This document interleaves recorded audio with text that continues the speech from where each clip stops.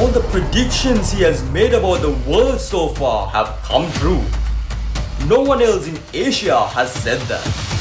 So isn't he the Nostradamus of Asia, Dr. Vikramarachchi? ඉරානයට දරුණු ප්‍රතිපහාර ප්‍රතිවිපාක සෙනසුරාදා ඉරිදා එල්ලවීමට නියමිතව තියෙනවා. ඉරානයට ඉරාන හමුදාව විසින් භාවිත කරන ලද ප්‍රධාන ඉන්ධන ගබඩාවලට පසුගිය මාර්තු 6 වෙනිදා රාත්‍රියේ ප්‍රහාර එල්ල කළ බව ඊශ්‍රායලය පිළිගෙන තිබෙනවා. මෙම ස්ථාන ඉරාන හමුදා යටිතල පහසුකම් පවත්වාගෙන යාම සඳහා අත්‍යවශ්‍ය මධ්‍යස්ථාන බවයි ඔවුන් පෙන්වා දෙන්නේ.